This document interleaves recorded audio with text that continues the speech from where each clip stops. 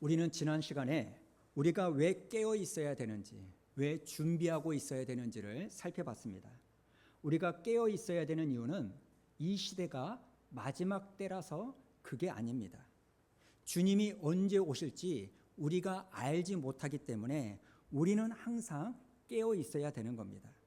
그렇다면 오늘은 두 번째 질문을 나누기로 원합니다. 그렇다면 어떻게 하는 것이 준비하는 것이고 어떻게 하는 것이 깨어 있는 것일까? 사실 시한부 종말론자들이 여기에 또 한 가지 문제를 보여줍니다. 이 시한부 종말론자들은요, 깨어 있어야 된다, 준비해야 된다, 이렇게 말하는 것은 하나도 틀린 말이 아닙니다. 그런데 이 사람들이 말하는 준비는 성경이 말하는 것과는 조금 벗어나 있는 거예요. 이 사람들은 주로 이렇게 이야기를 합니다. 특별히 우리가 잘 아는 1992년 10월 28일 예수님이 오신다는 이 휴고 소동을 한번 떠올려 보십시오. 이 사람들은 이렇게 이야기해요. 야, 예수님의 재림이 얼마 안 남았잖아. 지금 여기저기서 하늘의 나팔 소리가 들린다고 다 말하잖아. 그런데 지금 네가 취직 준비할 때야? 너 지금 수능 공부할 때 아니야? 여러분, 그래서요, 그 당시 많은 고3 수험생들이 공부를 때려치우고요, 실제로 여기에 많이 넘어갔습니다. 또 군대에 들어간 많은 군인들이요, 이 이야기를 믿고 탈영한 사람들도 많았습니다. 예수님의 재림이 다가오니까 이제 우리는 그 주님의 재림을 준비해야 돼. 그래서 내가 가진 집, 가진 재산을 다 팔아 다미 선교에 다 넘기고요, 집단 생활을 시작하는 거예요. 맨날 모여 기도하고 맨날 모여 예배드리고 맨날 말씀을 봅니다. 그런데 여러분, 이게 정말 주님이 말씀하시는 당신의 재림을 준비하는 그 모습일까? 이게 진짜 깨어있는 모습일까? 죄송하지만 오늘 말씀을 제대로 알지 못하는 사람들의 행동이라는 거예요. 40절을 보면 주님은요, 준비하고 있으라 이렇게 말씀하시고 그 다음 42절부터 청지기 이야기를 하시는 거예요. 자, 읽어볼까요? 시작. 주께서 이르시되 지혜 있고 진실한 청지기가 되어 주인에게 그 집 종들을 맡아 때를 따라 양식을 나누어 줄 자가 누구냐? 주인이 이를 때에 그 종이 그렇게 하는 것을 보면 그 종은 복이 있으리로다. 아멘. 지금 주님 보시기에 지혜롭고 진실한 청지기는요, 자기가 맡은 종들에게 때를 따라 뭘 나눠준다고요? 양식을 나눠주는 종이라는 겁니다. 이 사람이 주님 보시기에 준비된 사람이라는 거예요. 그리고 주님은 이렇게 말씀하시고도 우리가 알아먹지 못할까 봐 반대로 그럼 준비되지 않는 게 무엇일까? 이걸 말씀해 주세요. 자, 45절을 보면 이게 준비되지 않는 겁니다. 만일 그 종이 마음에 생각하기를 주인이 더디오라 하여, 그리고 그 다음부터 나오는 이 행동들을 잘 보십시오. 어떤 행동이 나옵니까? 남녀 종들을 때립니다. 그리고 먹고 마시고 취하는 거예요. 그러니까 이 종은요, 뭘 안 하는 겁니까? 청지기로서 주인이 나에게 준 이 일을 제대로 하지 않는 거예요. 자기가 해야 될 일은 하지 않고 자기 마음대로 살다 보면 46절에 뭐라고 말합니까? 생각하지 않는 날, 알지 못하는 시각에 그 종의 주인이 이르러 엄히 때리고 신실하지 아니한 자의 받는 벌을 처하게 만든다. 여러분, 이게 준비되지 않는 모습이에요. 여러분, 오늘 말씀을 잘 들으십시오. 주님이 다시 오실 거니까 깨어있고 준비되어야 된다. 이 말씀은요, 주인이 곧 오실 거니까 청지기가 저 문 밖에 나가서 우리 주인 언제 오시나 이렇게 쳐다보는 게 그 주인을 기다리는 게 아닙니다. 주인을 기다린다는 말은 내 주인이 언제 오실지 모르기 때문에 주인이 오실 때까지 원래 내가 맡고 있는 이 일을 때에 따라 양식 주는 그 일을 계속하고 있는 사람이 준비하고 있는 사람이라는 겁니다. 여러분, 이 차이를 아시겠습니까? 그래서 여러분은요, 앞으로 누군가가 여러분에게 지금은 마지막 때야. 그래서 우리는 깨어 있어야 돼. 여러분, 여기까지는 괜찮습니다. 그 말은 맞아요. 근데 그 다음 말, 근데 이 마지막 때에 무슨 취직이야? 무슨 돈을 모을 일이 있어? 재산 다 교회에다가 바치고 정리하고 교회에서 지금 주님의 재림을 준비해야지. 어떤 사람이 이런 말을 한다면 그건 다 가짜로 생각하시기 바랍니다. 왜 그러냐면 오늘 주님은 그게 준비하는 사람의 모습이라고 말하지 않기 때문입니다. 그리고 또 하나 재림에 대한 오해가 하나 또 있습니다. 42절 말씀을 시한부 종말론자들이요 너무너무 좋아하는데요. 자, 42절을 한번 읽어볼까요? 시작. 주께서 이르시되 지혜 있고 진실한 청지기가 되어 주인에게 그 집 종들을 맡아 때를 따라 양식을 나누어 줄 자가 누구냐. 종말의 때니까 종말의 때에 맞는 우리에게 필요한 영의 양식을 전해줄 자가 누구냐. 이 시한부 종말론자는요 이렇게 해석을 하는 거예요. 그래서 시한부 종말론자들은요 지금 예수님의 재림이 얼마 안 남은 마지막 때니까, 그렇기 때문에 이 마지막 때에 맞는 그 말씀을 우리가 들어야 된다, 이렇게 강조해요. 그래서 이 사람들은요 주구장창 설교가 요한계시록으로부터 시작해가지고 막 돌아다니다가 요한계시록으로 설교가 끝납니다. 자기들은 마지막 때니까 이 말씀만을 듣고 마지막 때의 말씀만을 붙잡아야 된다고 말해요. 그런데 여러분, 이거 역시도 성경을 제대로 읽지 않은 데서 오는 코미디예요. 42절을 영어 성경으로 보면 Give them their food allowance at the proper time. 발음이 좀 괜찮죠? 네. 여기 나오는 allowance가요 용돈, 할당량이라는 뜻이에요. 그러니까 무슨 뜻입니까? 주인이 자기의 집을 떠날 때 청지기를 세워가지고 명령하는 거예요. 내가 떠나기 전에 때에 따라서 나의 종들에게 음식의 할당량을 나눠줬는데 이제 내가 우리 집을 잠깐 떠나니까 내 대신 네가 때에 따라 내 종들에게 이 음식 할당량을 잘 나눠줘라, 이렇게 명령하는 거예요. 여러분, 쉽게 말하면 이런 겁니다. A라는 종에게 줘야 되는 음식 할당량을 청지기인 너는 줘야 되고, B라는 종에게 줘야 되는 음식 분량을 네가 때에 따라 잘 주라는 거예요. 쉽게 설명하면 1월에는 우리 권사님에게 고기 200g과 쌀 한 가마니를 줘야 된다. 그리고 2월이 되면 고기 300g을 주면 된다. 그리고 3월이 되면 얼마를 줘야 돼요? 400g을 주면 된다. 이 때에 따라 이 음식의 분량을 잘 나누어지는 것이 청지기의 역할이고 내가 너에게 주는 역할이다, 이걸 말하는 거예요. 그러니까 여러분, 시대가 마지막 때라서 다른 양식을 줘라, 이런 예수님의 말씀이 아니라 시대가 마지막 때일지라도 주인인 내가 원래부터 하던 그 일, 때에 따라서 나의 종들에게 음식 분량을 나누어 줬던 것처럼 내가 지금 떠나니까 내 대신 네가 그 자리에서 때에 따라 잘 나눠서 주라는 이 말씀이라는 겁니다. 우리 교회의 비유를 할까요? 우리 교회는요 하나님의 양식이 때에 따라 나누어집니다. 언제 나누어집니까? 주일날 영의 양식이 나누어지고 수요일날 금요일날 하나님의 말씀이 나갑니다. 그런데 제가 담임 목사로서 이번 휴가처럼 오는 수요 예배와 새벽 기도는 없습니다. 그러면 상관이 없는데 정말 제게 그런 날이 오기를 소망합니다만 제가 이제 한 3개월 정도 안식월을 가져가지고 교회를 석 달을 비우게 되었어요.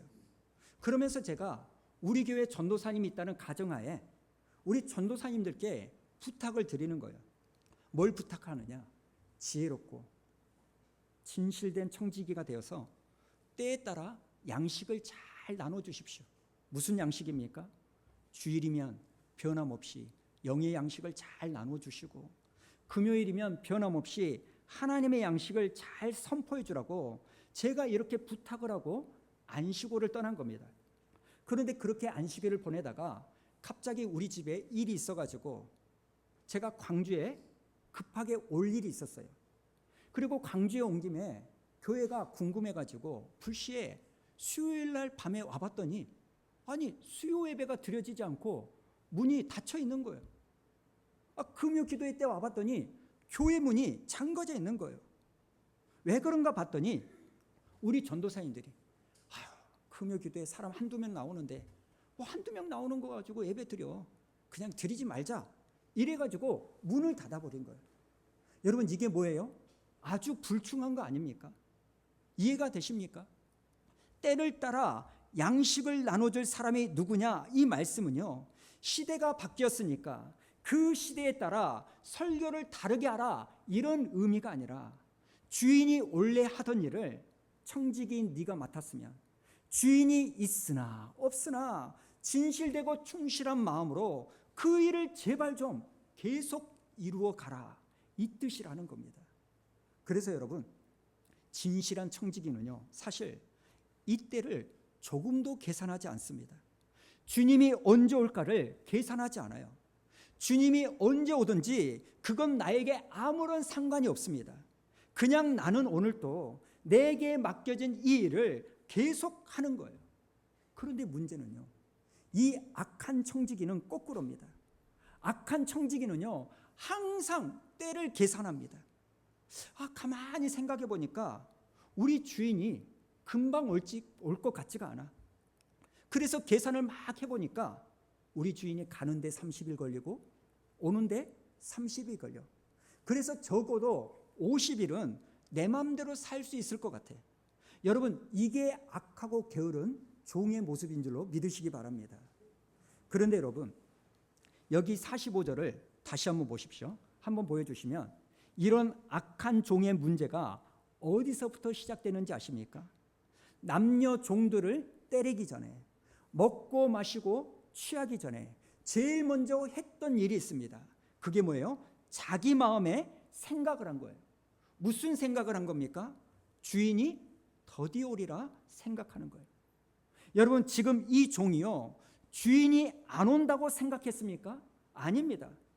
이런 말은 한마디도 하지 않았어요. 단지 주인이 더디 올 뿐이다 이렇게 생각했을 뿐이에요. 주인이 온다는 건 인정해요. 그런데 오긴 오는데 아직은 아니라는 거예요. 여러분 이게 정말 무서운 이야기입니다. 우리는요 예수님의 재림을 부정하는 게 아니라 주님의 재림을 미뤄버리는 거예요. 주님이 오신다는 이 믿음을 버린 게 아니라 주님이 오신다는 이 믿음을요 내 계산으로 나중으로 미뤄버리는 거예요. 그런데 여러분 이 작은 생각 하나가 이 종의 모든 것을 무너뜨리는 거예요. 더디 오리라 이렇게 생각하니까요 오늘이 이제는 내 것이 된 거예요. 그리고 오늘이 내 것이 되니까 어떻게 합니까? 먹고 마시고 취하는 삶을 사는 겁니다. 그런데 이거 어디서 많이 보던 모습 아닙니까? 바로 우리가 이전에 봤던 19절에 나오는 어리석은 부자의 모습입니다. 자, 19절 우리 한번 다 같이 읽어볼까요? 시작. 또 내가 내 영혼에게 이르되 영혼아 여러 했을 물건을 많이 쏟아두었으니 평안히 쉬고 먹고 마시고 즐거워하자 하리라 하되. 여러분 이 부자도 똑같습니다. 여러 해 동안은 끄떡없다고 계산을 한 거예요. 그런데 하나님이 뭐라고 하세요? 20절에 어리석은 자여 오늘 밤에 네 영혼을 도로 찾으리니. 지금 이 부자는 여러 해라고 계산했는데 하나님의 계산은 오늘 밤이라고 말씀하는 거예요. 45절에 나오는 이 종도 똑같습니다. 주인이 더디 오리라고 계산했는데 46절에 보니까 생각하지 않는 날 알지 못하는 시간에 주인이 불시에 찾아오는 겁니다. 그런데 여러분 저는 오늘 이 말씀이요 남의 얘기로 들리지 않습니다. 사실 오늘 예배드리는 저와 여러분 중에 나는 주님의 재림을 안 믿는다 이렇게 말하는 사람은 거의 없을 거예요. 그런데 솔직하게 물어보기로 원합니다. 주님이 다시 오신다는 이 고백이 정말 내 통장에는 흔적으로 남아 있습니까? 내 달력에는 주님의 다시 오심에 대한 이 흔적이 있냐는 거예요. 10년 후에 내 노후에 대한 노력은 있는데 그 어디에도 주님의 재림에 대한 준비가 없다면 내 입은 오신다고 말은 할지 모르지만 내 마음은 이 악한 종처럼 더디 온다고 계산하고 있는 겁니다. 우리가 잘 아는 조선시대 암행어사 박문수를 잘 아실 겁니다. 사진을 한번 보여주실래요? 이 암행어사 박문수요. 여러분 한번 생각해 보세요. 조선 팔도에 마을이 수백 개가 넘었는데 어사는 몇 명 되지 않았을 겁니다. 그러다 보니 마을 수령들이요 이제는 계산을 하는 거예요. 설마 이 산골까지 찾아오겠어? 온다 해도 한 10년에 한 번 올까? 그 계산 끝에 이 수령들이 어떻게 합니까? 백성들의 곡식을 손을 대는 거예요. 그러다 어느 날 거짓골을 한 어떤 사내가 갑자기 품에서 뭔가를 확 꺼내더니 암행어사 출도요! 이렇게 외치면 그 수령의 계산은요 그날로 끝나는 거 아닙니까? 여러분 이 수령들이 암행어사 제도를 몰랐습니까? 아니요, 알았습니다. 믿지 않는 것도 아닙니다. 믿었어요. 근데 문제는 어떤 계산을 한 거예요?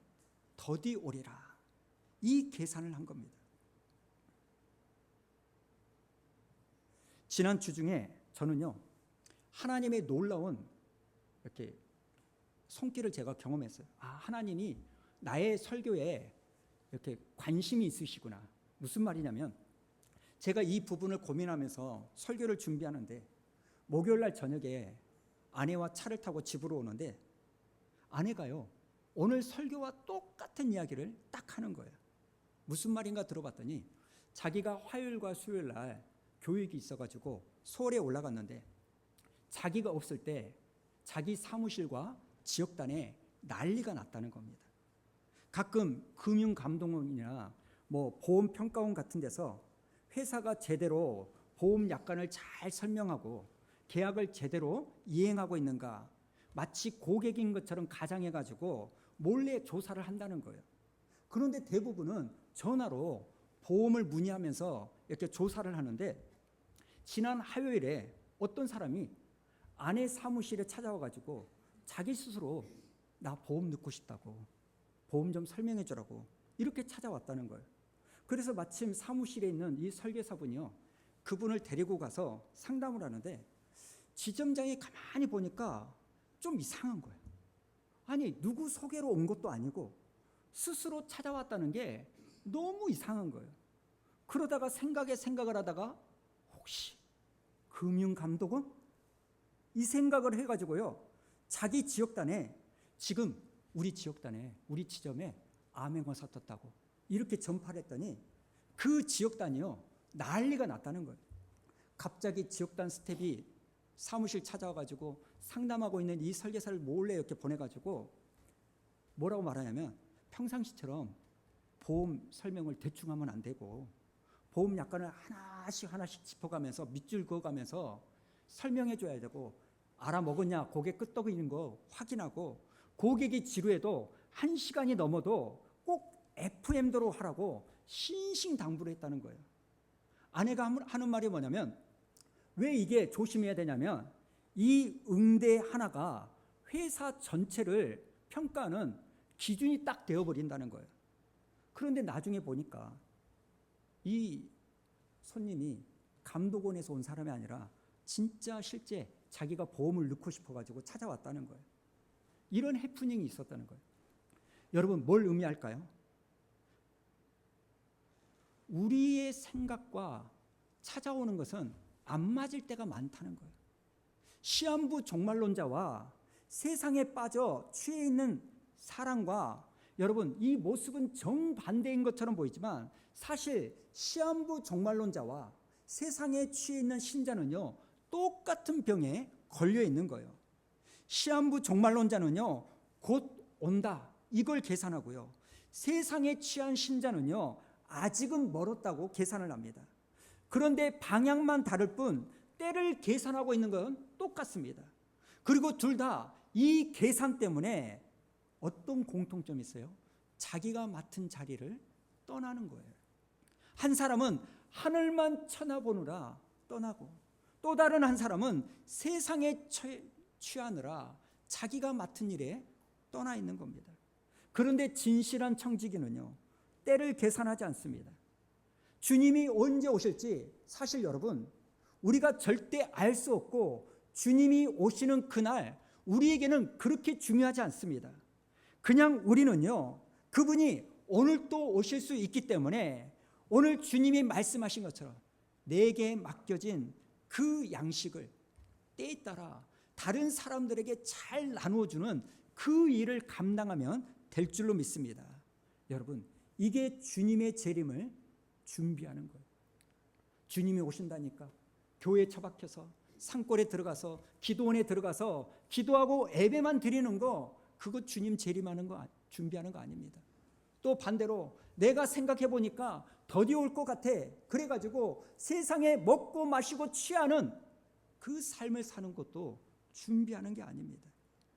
우리 주님은 페이스풀, 진실한 청지기를 원한 줄로 믿습니다. 여러분, 사실 주인이 없는 시간은 나를 보는 사람이 없는 시간이기 때문에 내 속에 있는 것이 드러나는 시간입니다.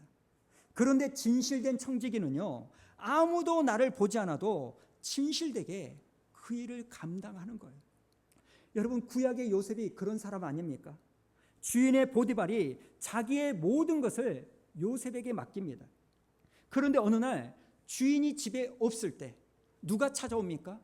그 주인의 아내, 보디발의 아내가 찾아와요.